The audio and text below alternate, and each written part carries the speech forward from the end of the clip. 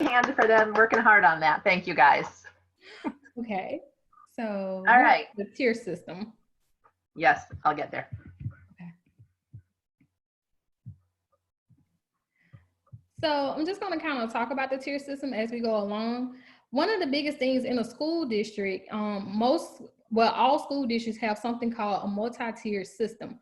And one of the biggest things, we call it RTI, which is response to intervention. So the biggest thing about it, when a kid comes in, a lot of people are like, oh, that kid is just bad, or, they're struggling academically. Well, 9 times out of 10, it might be a disorder there. So we always try to figure out what is going on. So the first thing that we do is we start at tier 1. Tier 1 is offered to all students. So the school counselors come in, they teach about core instruction and supports. One of the biggest things that I do is that I come in and I talk about suicide prevention. I talk about depression, anxiety, different things of that nature.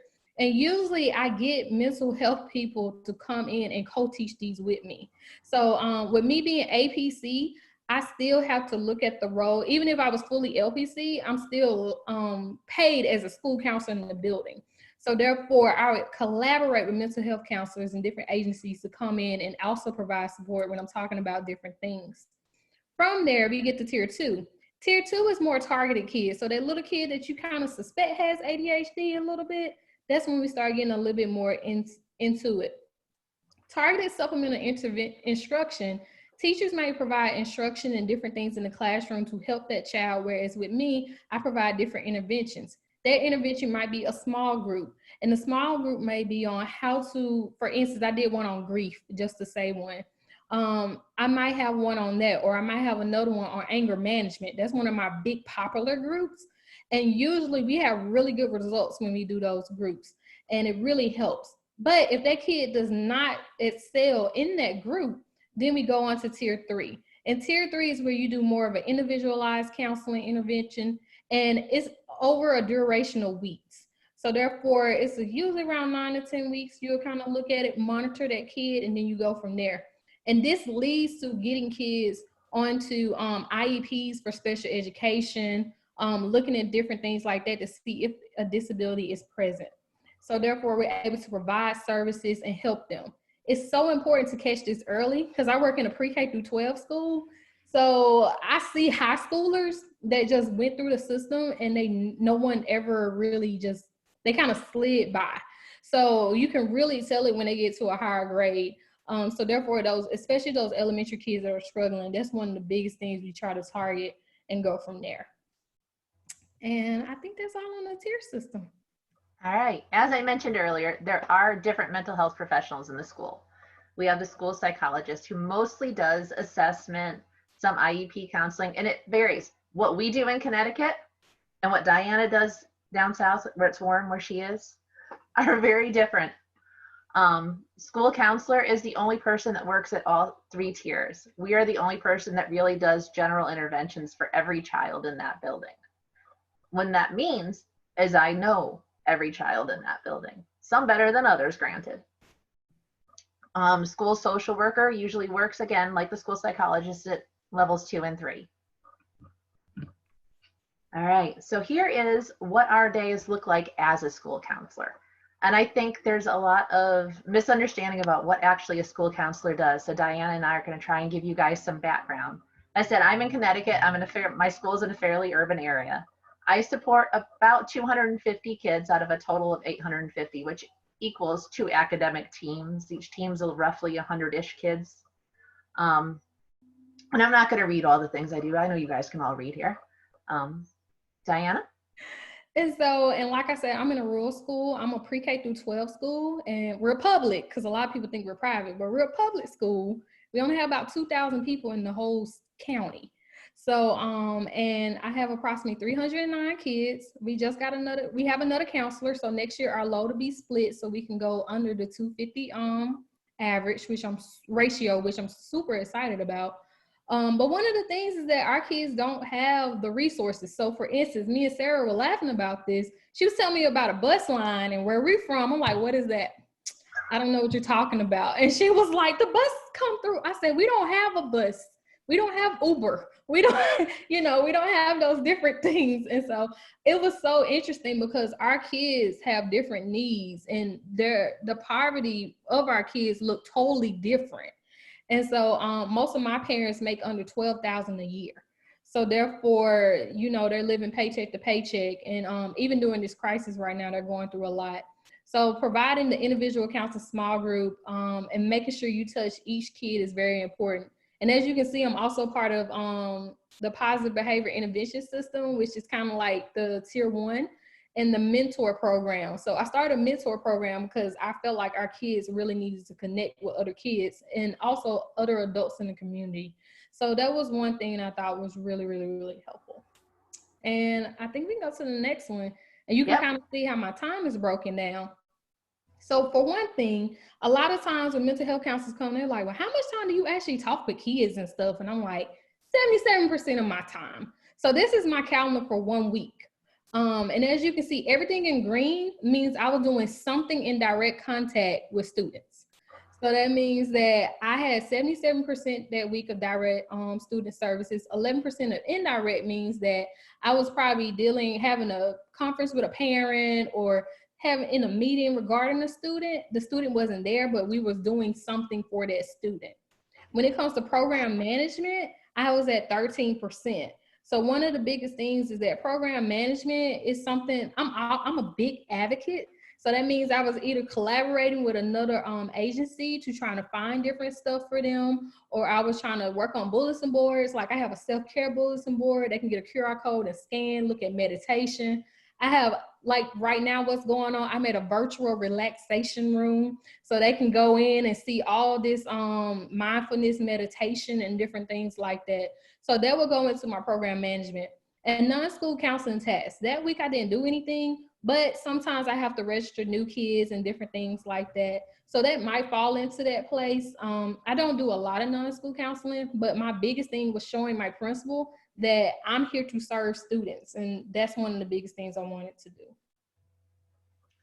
So while Diana might have more resources, I don't keep track of my time the way she does. Every morning I print out, and this is an older one because I'm not allowed to go in my building right now to grab a newer one. Every morning I print out what my daily schedule would look like. And then as the day goes by, I write it on the right, and you can see the scribbles, which I scribbled out, but those are student names. I write down what I've actually done. This particular day was a fascinating day. I had 2 suicidal students where I had to call crisis into the building, a self-injuring student. We had to give them referrals to a counselor in the community. One student hearing voices, first onset of auditory hallucinations. We transported that student to the ED, and a DCF referral. And in between that, I did a lot of other things, met with kids, which is what I spend the predominant, I would say most of my day, I meet with kids, because that's what I'm there for. Held a department meeting, and was a crazy day, but that's not an unusual day. This is what a school counselor's life looks like. And there's no lunch in there, which is shameful, but that's real. So what does it take to be a school counselor? Different states have various different things, but the majority of school counselors, you need to have a master's in school counseling. My master's in school counseling is very similar to your master's in clinical mental health. In order to get my LPC, I had to take 3 extra classes. You need to meet the requirements for certification for every state that you're in. And we hold to the ASCA, the American School Counselor Association, professional and ethical standards. In Connecticut, what they require for our certification, the master's degree, we have to do a 100-hour practicum. That's our first clinical experience. And then a 700-hour, 10-month internship, which in Connecticut is new because it used to be 10-month full-time unpaid internship. We have to pass a praxis test and background checks. And I'll let Diana talk about her neck of the woods. And with Georgia, the educational requirements are a little different. And I will say I got my initial license in Mississippi, and we were on the LPC and the mental health track and the school counselor track. So we took the same classes until we got the internship. So I was eligible to be able to do LPC afterwards. And so that was one of the biggest benefits. So in Georgia, they pretty much have the same thing.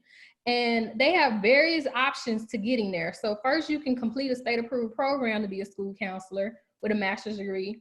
Or you can have a master's degree in a counseling area and be a national certified school counselor, which issued by the National Board of Certified Counselors. So you're able to also get to be able to be a school counselor that way, and also a completion of a master's program in a counseling area or higher with a valid professional license. So you have an LPC, you're able to actually go into school counseling. The thing about that is if you go into school counseling, they still put you on a track to kind of get you trained for school counseling. So you're not just left in the wolves, just out there by yourself in the forest. But that's one of the biggest things. You do have to meet a special education requirement in Georgia. So they require each person to take a special education course to understand more about the disabilities of kids. Because my graduate program did not require me to take a special education course, believe it or not. It was K-CREP, but I didn't have to take one. So when I got to Georgia, I said, I got to do what to renew my license? And when they told me about it, I was like, oh, this is actually pretty interesting because I know about the population. I work with this population, but I'm not able to actually, I haven't actually took that. So I thought it was a really good one that you have. And one of the other things is that you do have to require 100 hours in practicum, and you require 600 hours in a master's program if you're going through the state approved program for that. If you're out of state, then you can bring your license in and kind of get reciprocity. So that's one big thing as well that I really do like. But for the most part, it's a big transition depending on which avenue you're coming from. So I would tell you, for me, it was a really easy transition. I'm licensed in 4 states. So with school counseling, so it's one of those that it's not that bad. Right. So we're going into the beautiful Astra model. So for everybody that's a school counselor, they pretty much probably know what this is. For everybody that's not, you're like, what is this? So that's one of the biggest things we like to talk about. Is kind of looking at more of what is this model. So I'm going to start with the assess. It's a program assessment, school counselor assessment, and appraisal. So one of the things that school counselors do is that we evaluate ourselves and our programs to see if it's a comprehensive program. In order to be comprehensive, you got to be making sure that you have social and emotional, career, and academics all in one. So you want to provide all those services for our students. The program assessment is more of your needs assessment, looking at different stuff, seeing how your stuff is with students. And it goes directly into that. So that's one big thing.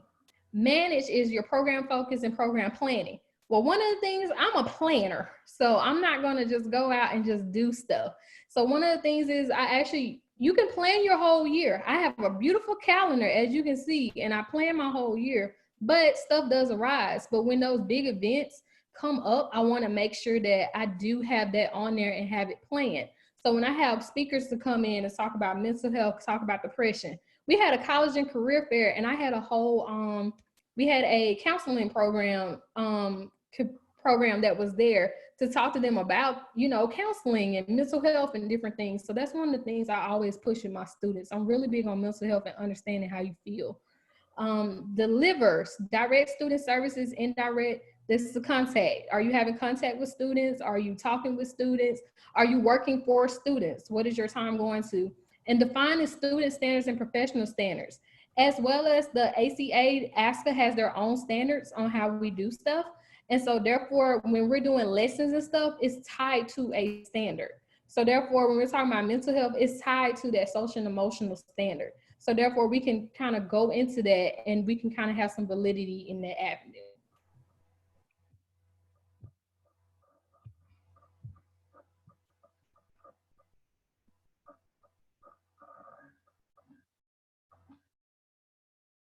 Hear that, right? No? All right. Well, we're skipping that then. If you go on YouTube, you can find it. It's a comprehensive school counseling video, and it kind of tells you more about what school counselors do. So just a little FYI. But we got that. So one of the things we do is we deliver lessons in the classroom. We cover 3 realms or domains: academic, career and future planning, and social emotional.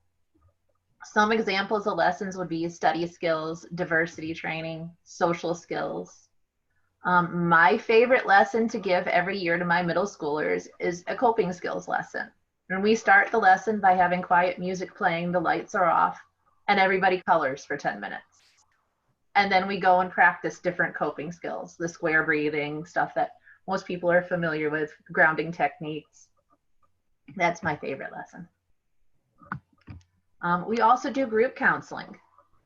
We have large caseloads. I am very blessed to have only approximately 250 students. When I first started as a school counselor, I had over 400 students. I have colleagues who have 600, 700, and 800 students that they are responsible for. So groups is the most effective way to meet the demands of your caseload. All kinds of topics. I'm going to let you guys read those. Probably my favorite group to do is a social skills group. And I think it's fascinating to watch the kids and to see them grow and change through it, just like any group that anyone else has ever done. And another thing, if there is a mental health professional that ever wants to co-lead a group with me, I always welcome that. So we're going to go to individual counseling. So for individual counseling, all different kind of topics happen. For instance, I'm going to tell you what happened to me today. So one of the things is that everyone knows we're doing virtual counseling and everything, virtual schooling and everything right now in distance learning. And so one of the things that happened, I had a student to say, Ms. Virgil, I'm not suicidal. And then I was like, okay, what's going on? And then they started talking, and then at the end they were like, I'm suicidal. So one of the biggest things is that that kid felt, because we have built a relationship, he felt very comfortable coming to talk to me. The child has a history of abuse. He has a history of trauma. He has a history of grief because he just recently lost his father. So one of the biggest things is that we have been working through all these things throughout the year. However, he has a mental health counselor as well outside. So one of the biggest things that we do is we collaborate. And because I don't want to provide the same services that the mental health counselor is doing, so because I don't want to cross it. So one of the things we do is when we're talking, I kind of have my set of stuff that I do for him at school, and then they have their set of stuff, and we collaborate and talk to each other. So I can know what's going on there, and we know what's going on at the school. And it helps so much. And so with individual counseling, that's one of the biggest things. That's usually when I notice a lot, especially with child abuse and different things going on. Like I said, I'm pre-K through 12, and I've had to report a child abuse case on a pre-K student that got molested. So it's little things like that from the child just being able to come and talk and stuff that we usually realize. But as soon as I find out a child was molested, we got the services for that child to be referred so they can get help to deal with their trauma in a more extensive matter. We can go to the next slide. All right. I'm just going to add there that collaborating with the mental health clinician is key, because I want to be reinforcing whatever you are teaching them. Yes. And whatever they are learning in your sessions, we need to reinforce each other. Yes. Whoops, went too fast. Sorry. There you go. One of the biggest things we do have mental health first aid responders in school. So pretty much right now, I started this year, and approximately 75% of my staff right now is certified in this. We were working on another 25% before COVID-19 got here. So we're still working on it. But it's teaching them about suicide ideation, after suicide crisis response, so forth and so on. And it really helps because I'm not the only one able to identify it in the school. So I'm training my staff every quarter on this suicide and different things about homicidal ideation, self-injury, different things of that nature. We had a kid to cut themselves up with a razor blade, a pencil sharpener blade in the bathroom, and she completely cut herself up. And then next thing you know, our teacher knows she was bleeding. And when we got the nurse to see her whole body was covered in cuts, and she did it at school. So from there, we usually get stuff like Georgia mobile crisis and different things of that nature to intervene. But also I'm going to talk about this a little bit more, but we also get our mental health providers involved if we know they are seeing someone. And I kind of talk about that a little bit more, and it's just a few.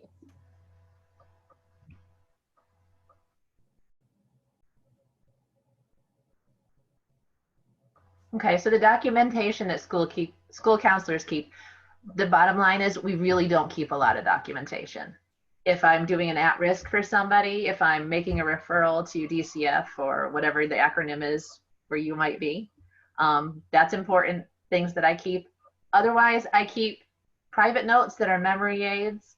So when you're talking to me as a mental health professional and asking me for a lot of details, we are going to be relying on my memory for a large part of it.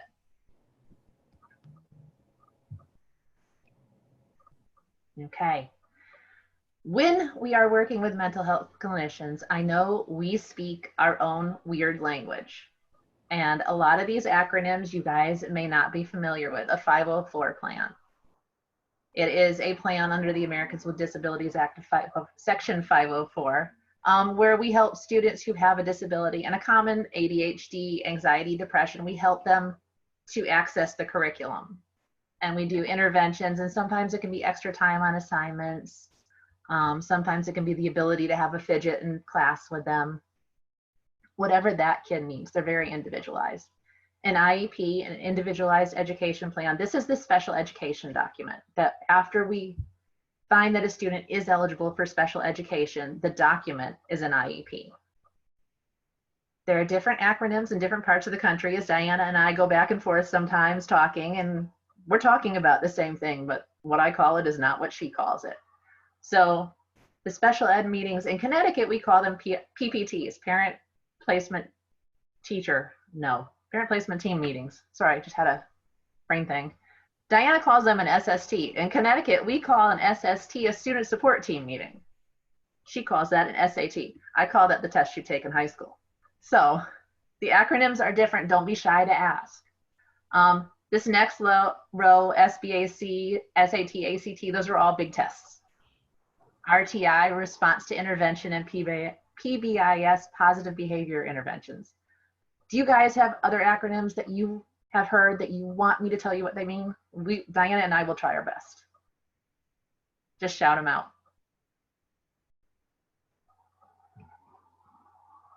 All right, that's pretty awesome. So familiar laws, you guys will see. The IDEA, the Individual with Disabilities Act, I just referenced that. Another one that might be more pertinent is FERPA. This is our Privacy Act. This is our version of HIPAA. An important thing for a mental health counselor to understand is the releases that I may have under FERPA may not meet your requirements under FERPA or your state legislation. So what I always ask when I'm working with other mental health clinicians, because I know generally our school documents, our school release of information, it's FERPA. It works for us, but it usually doesn't work for our mental health clinicians, as I ask them at intake if it's possible to fill out that release of information that meets their requirements and send it over to me.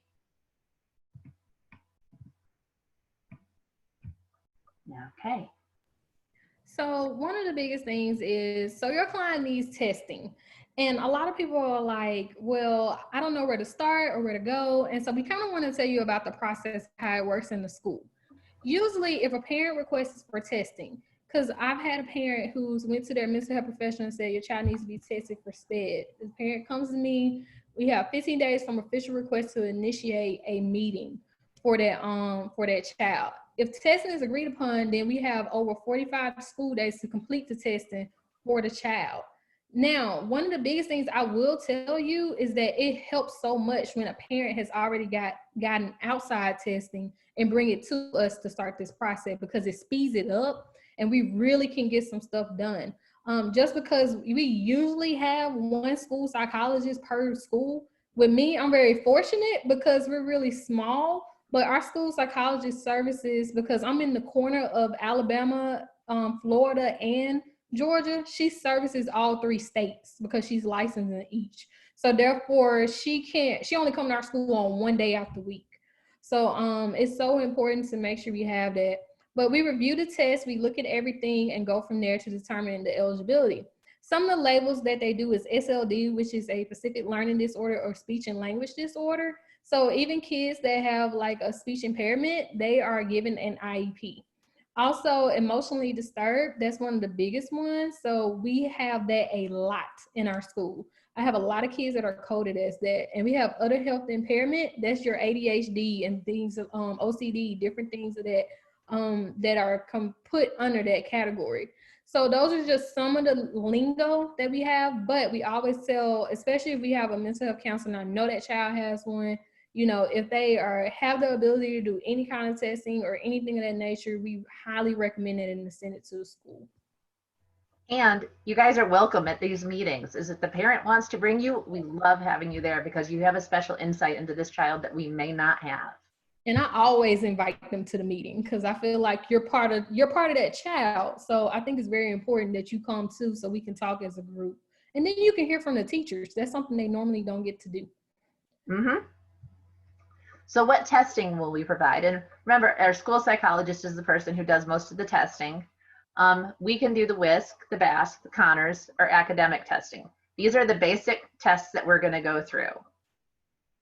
Very rarely does the school jump right into a neuropsych. So I've had students and parents come to me regularly because their clinician has said, hey, you need a full neuropsych. It's a long, convoluted process, and we're going to start with these basic tests that I just went over, the WISC, BASC, Connors, some academic testing. There might be others that we might do. And then we're going to meet and see the results of those, and then we may consider the neuropsych. It's not quick. And I think that's the biggest point that I want you guys to hear is it's not a quick process, and there's really nothing that we can do to speed that up in most circumstances. And it's an academic diagnosis. We don't give medical diagnoses in the school system. Oh, go ahead. Sorry. So one of the things is that academic support, the services that we do provide, we have physical therapy. I have students that with special disabilities, they have physical therapists come in, occupational therapists, counseling.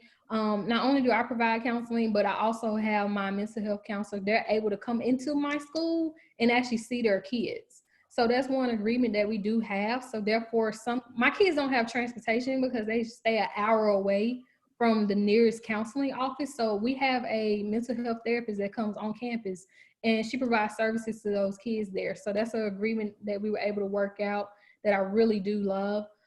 Extended school year, ABA consult, and support. So those are just different things and services that the school can provide for that child.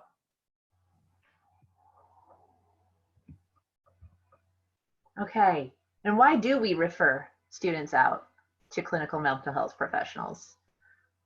There's a lot of reasons. Significant chronic concerns that aren't appropriate or responsive to our short-term counseling. I do not have the flexibility or the time to meet with a student for an hour every week uninterrupted. The reality of my day, if you guys will go back in your brain to that schedule that I put up there, that messy schedule, is that people are knocking on my door all day long. And sometimes it's a crisis and sometimes it's a middle schooler's version of a crisis. Yes. But getting an hour to just talk to one person, it doesn't happen. Long-standing problems, trauma, complicated traumatic grief. One student I recently referred out was because the student had walked in on his mother's suicide and he needed significant wraparound support that I was not able to provide in the chaotic life that is the school counselor life.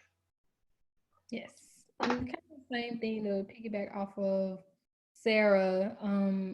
I had a kid that had trauma where they had a house fire and 3 of their siblings got burnt up in the fire out of 5.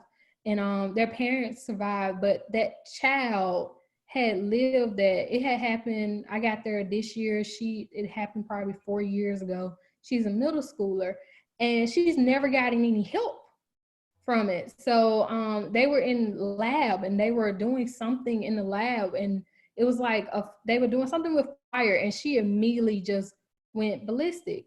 And so they brought her to me and then I found that out. So I was able to talk with the parent to refer her out to the mental health therapist so they can actually help her get the help that she needed, because she hasn't been able to cope with it yet. And so those are the things that we recognize in the school, because a lot of the times the stigma is there that people don't want to go to counseling because they're saying I'm not crazy. And especially in my community, they think going to the counselor, you're crazy. And I'm telling them, no, it's a way for you to be able to talk, get some much needed help. And so those are some of the biggest things, just making sure you kind of help with that. And that's something me and the mental health therapists in my area have been working on, is trying to, fight that stigma.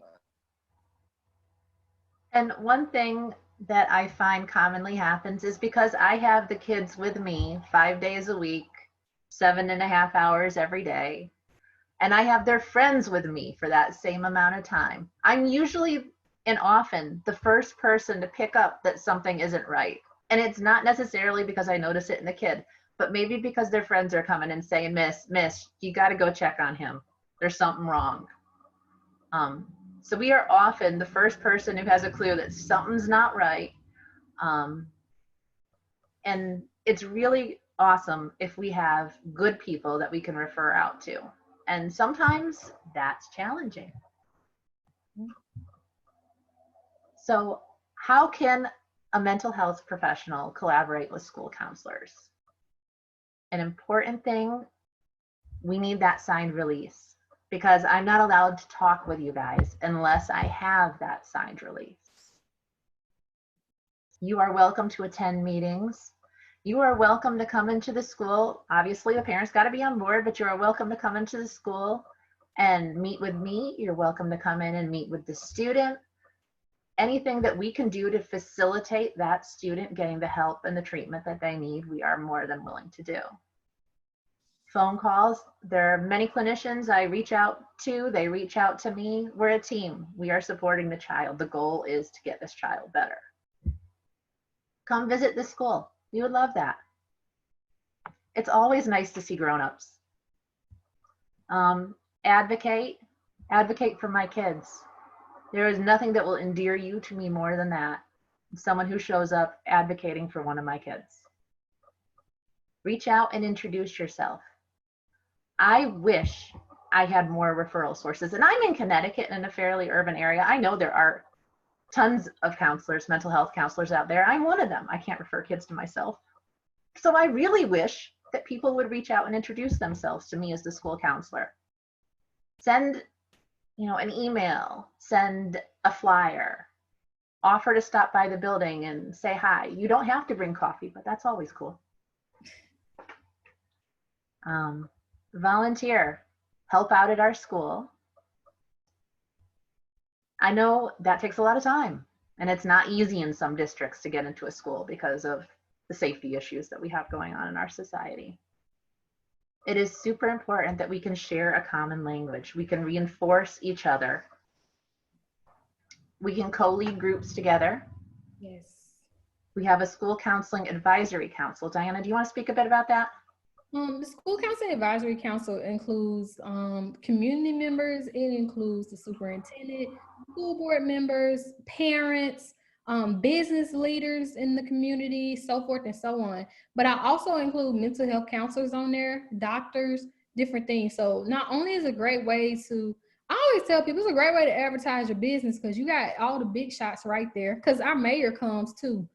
So, and so it's a really great way, but also you're able to get in and collaborate with other people as well. So you actually can talk, and all these people help make decisions for my program. So therefore, when I'm talking about depression and mental, different mental health stuff, I have experts in the room to help me make these decisions.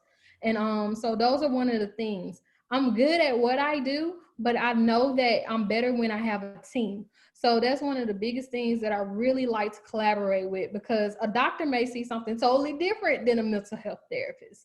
And my superintendent might say, well, we can't do that because this is what the law say. So it's different things of that nature that we go through. And leading professional developments for school counselors. Like I said, I have mental health counselors come in and they talk, and they teach them about suicide prevention. They teach them about, just ethical stuff when it comes to students and different things, and so much more. And if you want to come and do that, that's totally fine. Like right now, I'm looking for suicide prevention stuff for next school year. So if you know somebody or you want to do it, just hit me up and we can do a virtual session or something. Especially right now, we're looking for professional development for everybody. So those are just different things that you can do to get involved, to actually get to be a part of our community. Not just a part of the school, but a part of the community, because the school is the community in most instances. And so that's one of the biggest things. And we refer out to people we know. And I Yes. will just say, again, professional development for school counselors. In my district, we get the same professional development as our teachers. I really don't care how they add and subtract. Let me be honest. That is not what I'm interested in. I will sit and learn about it, but it's not what I really need to know. So if you can come in and give us a training on a new treatment for anxiety, a new approach to depression, anything, we are very grateful. Yes, especially right now, because my faculty and staff call me every day and they're flipping out. Like they're so stressed right now. So I would love to collaborate just to have a session where somebody just come in besides me and just do something. Because, you know, I get them newsletters every week on anxiety, mindfulness, meditation, but it's always different when it comes from somebody else that they don't know. Because they be like, man, they were really good. So those are just things that you can definitely look into and go from there. All right, some questions to think about as a mental health clinician. So what kind of services can you provide? And what ages are you going to target your services towards? These are things that we would love to know. Mm-hmm. What process do you follow after you're being called with a referral?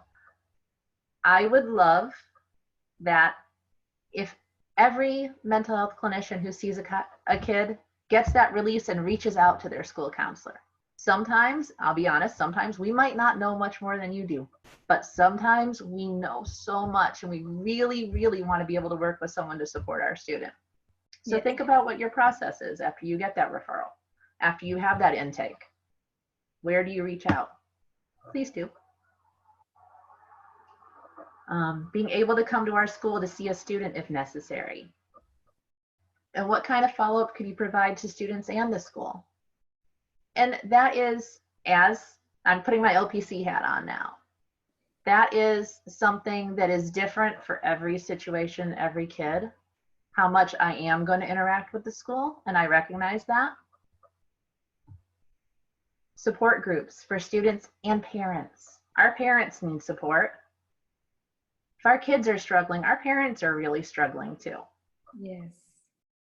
And I think a lot of our parents, at least around where I am, they get forgotten a lot of the time. So any support that you can provide our students and our parents, that's amazing. One of my most popular groups that our YSB, which is our Youth Service Bureau, runs, is a mother and daughter group. And they have such a long waiting list. I would love if some of the local clinicians would pick that up and do a group like that, so parents don't have to wait months. Insurance plans, sliding fee scales for people who pay out of pocket. What's the range of the fee scale? As a school counselor, that's helpful for me to know this information, because I know there are some families that, you know, whatever your set rate is, they're good. It doesn't matter. Or they have really good insurance, so I'm not worried about them. I have some families who I know for whatever reason, they don't have insurance and they don't have a lot of money. And for me to know people who are willing to work with them, that's like gold in the pocket of my child. And an important thing, office hours outside of school hours. And I know that's a big ask.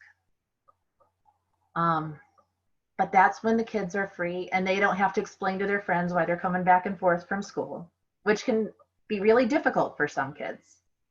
Not everybody goes to the doctor every week. And to have to explain that to their friends that they're leaving every day for whatever reason can be difficult. And is your office on the bus line? This is where Diana and I had a giggle, because apparently in Connecticut we have bus lines, but not down south where Diana is. Yeah, that was pretty awesome. That was a pretty interesting conversation. But yeah, any questions or comments? We're gonna kind of look. So it looks like we have a question from Allison, who had mentioned, how do you collaborate with an ABA therapist? How do we as the school counselor collaborate with the ABA therapist? It wasn't specific, it just asked Okay. how you would collaborate with an ABA therapist. Sure. The same as we would for any other counselor. We want to hear what your input is, and we want to collaborate and speak the same language, because if a child has an ABA therapist, they really need concrete, they need the same language, they need that consistency, and I would love to be able to offer that. And maybe part of that collaboration is going to involve looking at the child's educational plan. Do they have the appropriate supports? Do they need a 504? Do they need an IEP?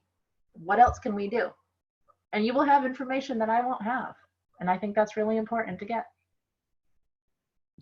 There was another question from Lisa Burton. She said, what group runs the mother and daughter group? So I'm not entirely sure if there was something that was supposed to go with that, or Lisa, if you want to chime in to be more specific, feel free to do that. Sarah, you had just mentioned about a group in your area that runs a mother-daughter group, and I was just wondering if it was something that might be where I am. Well, in Manchester, Connecticut, our Youth Service Bureau runs that. And I would really love to see more than just one. Thank you. You're welcome. I don't see any other questions in the chat box. And I see that someone asks about the relaxation thing, so I just put the link to it. It's just something where I put videos and stuff together, different things, so the kids can go in and like actually just get something to kind of help them go through stuff. And this is, a lot of kids have been using this, and it just talks about breathing and meditation and different things of that nature. So just some small stuff that you can kind of look at. And I showed it to my husband today. He works for the Department of Defense as a director for the Army Wellness Center, and he likes it too. So I think he's gonna steal it. And that's one of the biggest things. But yeah. So do y'all have any more questions? Oh, we didn't put our emails. Okay, I'm gonna put mine in the chat. Yeah, I'll put mine in the chat too. It's my personal email. And while we're doing that, I wrote in the chat box, but the evaluation for this particular conference has to be completed by Sunday, April 19th. And that particular evaluation link can be found at the bottom of the program that you all received. So, and then I'm also wanted to say that I'm supposed to thank our sponsor, Tavera, for sponsoring this virtual conference. So thank you for Tavera for sponsoring this virtual conference. And thank you so much, Dr. How do I say it? Zalewski. Zalewski. And Diana, thank you so much for a great presentation. We greatly appreciate your participation within this conference. You are very welcome. And thank you to the Chicago School. We really appreciate this, to have a platform to spread this news, because I think this is important stuff. And I really want to send the biggest thank you to both our school counselors and our clinical counselors right now, who are doing so much in such strange ways to support the kids out there. Thank you. Thank you so much. Thank you both so much. Have a great rest of your week. You too. Thanks so much.